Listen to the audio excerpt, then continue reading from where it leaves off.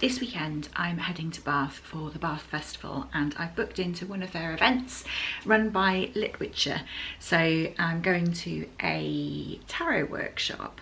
Now, tarot is kind of new to me. I've used oracle cards for many years to help with journaling and self-reflection, but I've only recently started getting into tarot. So I thought that was an exciting way to spend the day and hang out in Bath. So it feels like a great opportunity to take you along, but also maybe to tie in a bit of reading. So I thought I would drag all of the books that are witchy off my shelves or witch adjacent and I would use tarot to help me decide which of those books to read in this reading vlog, and whilst I'm going back and forth to Bath for this event. So I have 5 books to choose from, and let's have a look at what they are. The first book is The Accidental Medium by Tracy Whitwell. This sounds like a really good time, and I've seen some fantastic reviews for this on bookstagram. So Tans is a wine-loving, straight-talking, once successful TV actress who is now having to take up a job in what's described as a new age shop to fund her cocktail habit. Sounds a little familiar. Tans can hear voices, and she soon decides that actually those voices are not in fact her thoughts, but she is hearing the dead, and something to do with a murder happens, and that's as much as you get from the blurb. So that sounds like a pretty good time and a bit of a laugh. The next book is White is for Witching by Helen Oyeyemi. This is about a house set on the Dover Cliffs where the family of silver women have lived for generations, and the youngest of whom returns to this family home after the death of their mother, and strange things start to happen and something strange happens to her. It sounds like the house has a bit of a life of its own, and then her friend Aurey and brother Elliot have to kind of go and rescue her from the house. I think sounds creepy and a good time. Yeah.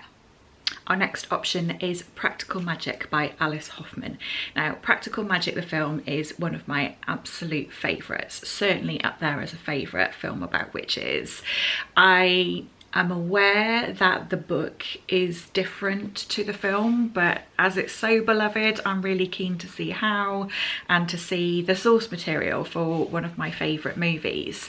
So this centres 2 sisters, Gillian and Sally, and they live in a New England town where they're kind of outcasts. One sister moves away and something happens, and then they reconnect. There's a family curse that they have to overcome that's to do with falling in love. Yeah, that's kind of, if you haven't seen Practical Magic, why not? But that's essentially how the plot plays out. So that's our next option. Our next is The Manningtree Witches by A.K. Blakemore. This is set in England in 1643, where a Puritan moves into the area and takes issue with a woman living alone who's kind of outspoken, and she's caught between betrayal and persecution. What must Rebecca West do to survive? So there's lots of kind of like asking bladed questions and casting damning accusations, mistrust and unease, seeping into the lives of the women in this community because of Matthew Hopkins. I understand Matthew Hopkins is a real person in history in this area, so I'd be interested to see how that plays out. I've recently read The Last Witch of Scotland, which sounds kind of similar, and my reflections on that were that this is a tragedy and it's really important that these stories are shared, but at the same time, as a work of fiction, they're stories that we've kind of heard before. So I'm hoping A.K. Blakemore does something a little bit different. The Guardian says it brims with language of arresting loveliness. Go on, The Guardian. I think that's kind of what's pulling me into trying this, and hoping that it's not going to be a repetition of stuff that we've heard before, or at least delivered in a way that's a bit different. And then the last book is Weyward by Emilia Hart, and if you haven't seen this on the internet, where have you been? As you can see, I've got the hardback and didn't get around to reading it before the paperback came out. What a bummer is that, I hate that. So this centres 3 female characters, one based in 2019. She flees London, goes to Cumbria to the Weyward cottage, and there's a secret that lurks in the bones of the house, hidden ever since the witch hunts of the 17th century. There's also a character called Violet from 1942 who's interested in insects and climbing trees more than becoming a proper lady. And then there's Ultha in 1619 who's on trial for witchcraft, and all of these women are connected through time somehow. It's giving the Bass Rock, which I loved, so I'm really hoping that that lives up to the hype, essentially. So those are our options. So I am going to have a shuffle of my tarot cards and draw a card and see which one draws me most to help me choose my book. Now, bear in mind, I've got 5 books and there are 78 tarot cards, so my links that I'm going to form to help me choose are going to be tenuous, but just go with me, it's just for fun.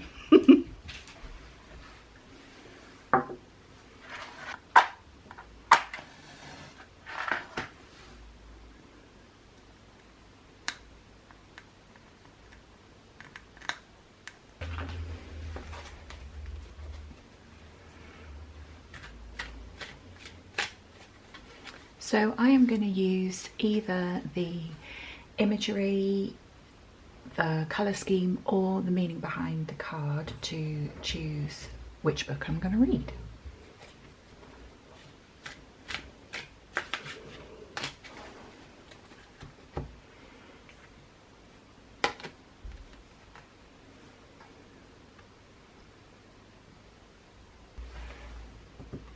So the Ace of Cups represents an awakening or an overflowing of spiritual energy, creative energy, emotions, or love.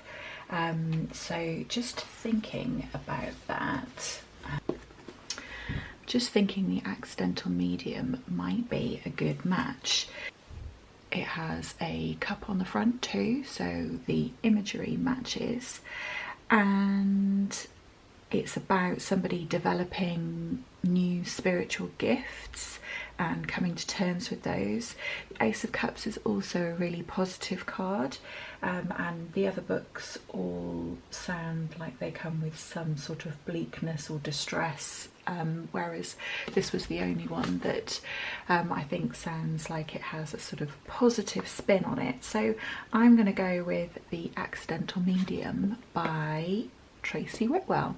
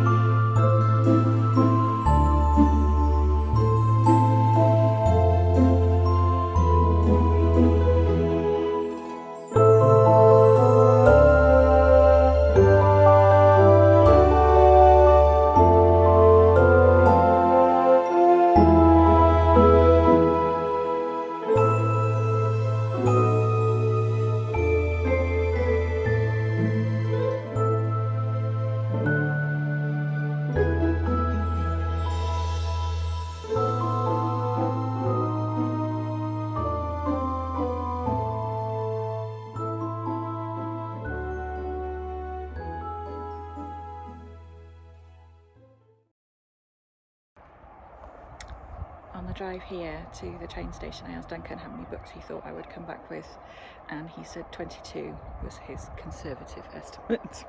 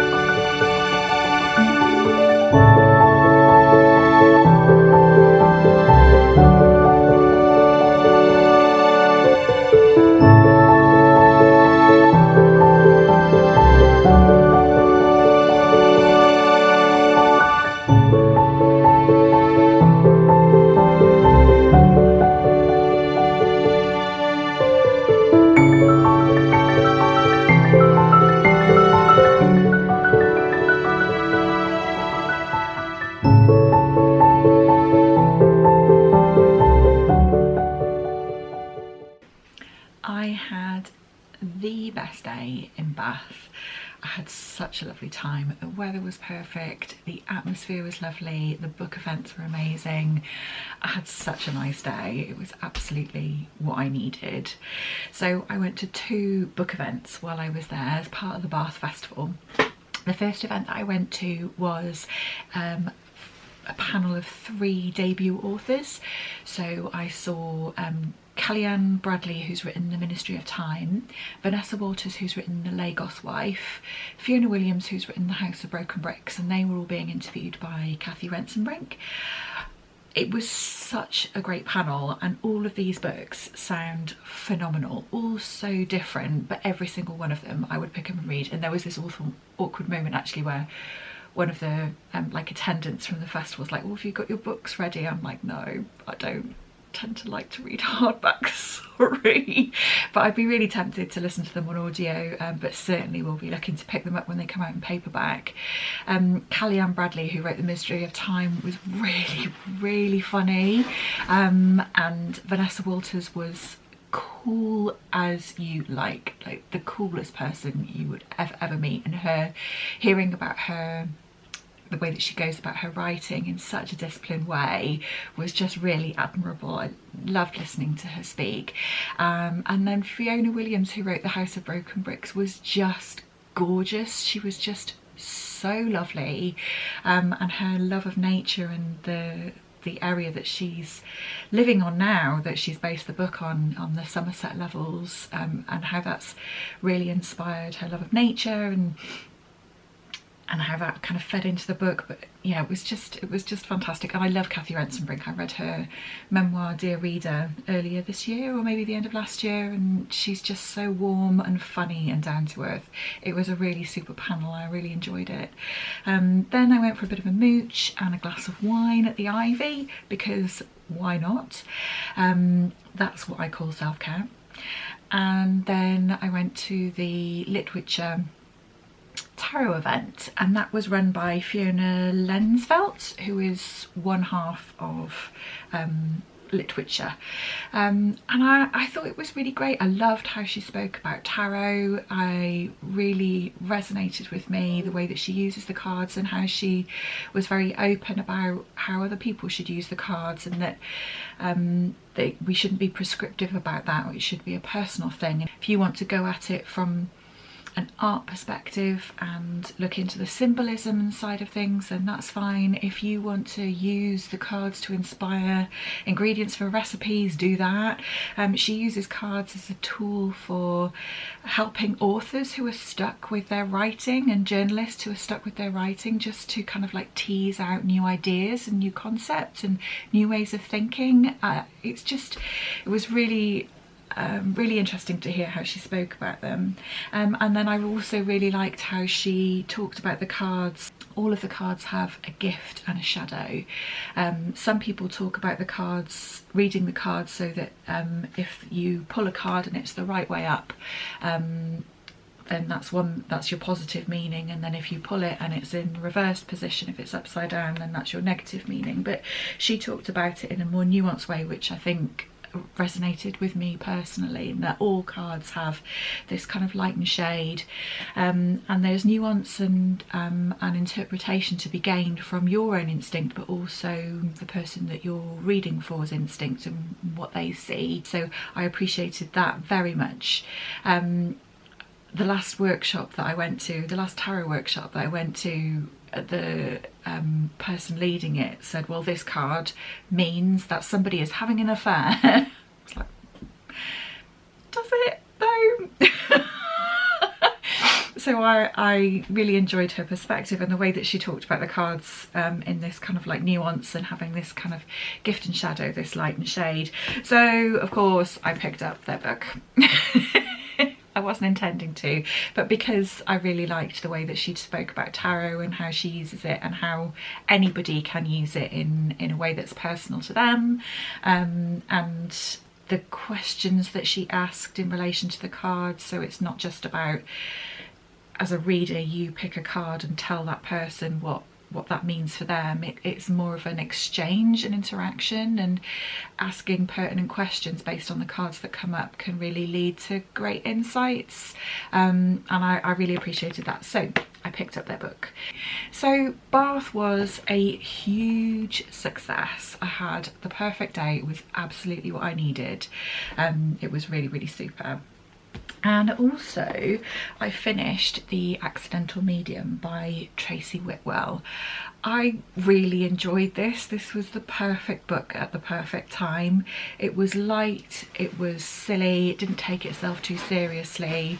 It was a whole lot of fun, and interestingly, although the blurb talks about this main character Tans, who's a failing actress living in London, she's from up north in England, and her career's kind of like plummeting, so she gets a job in a kind of what she describes as like a new age shop, but the blurb talks about her hearing voices, which turns out to be dead people. She hears ghosts. I see dead people. But she also learns to read tarot, and she teams up with a tarot reader. So it linked in really perfectly with my day out in Bath.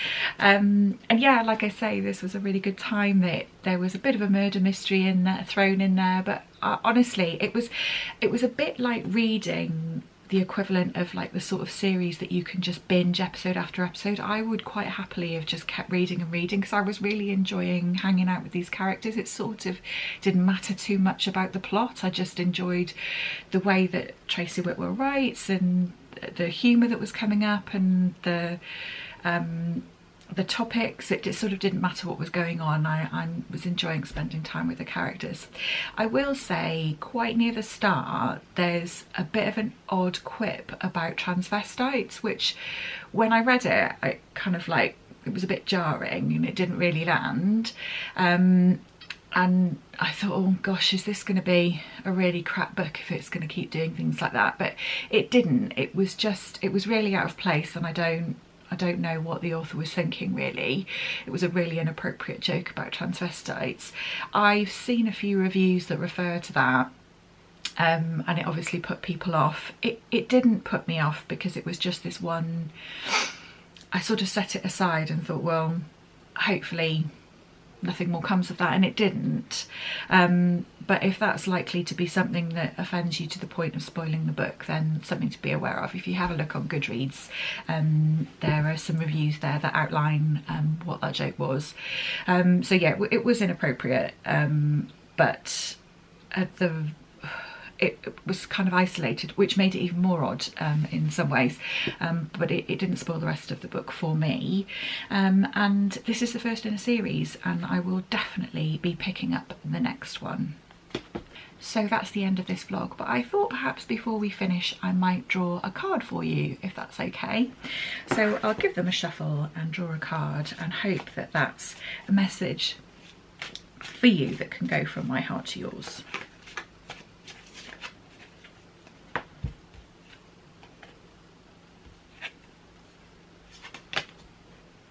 I have drawn the Page of Swords. The Page of Swords represents new ideas, curiosity, and a thirst for new knowledge. So maybe this vlog has sparked an interest in learning a bit more about tarot for you.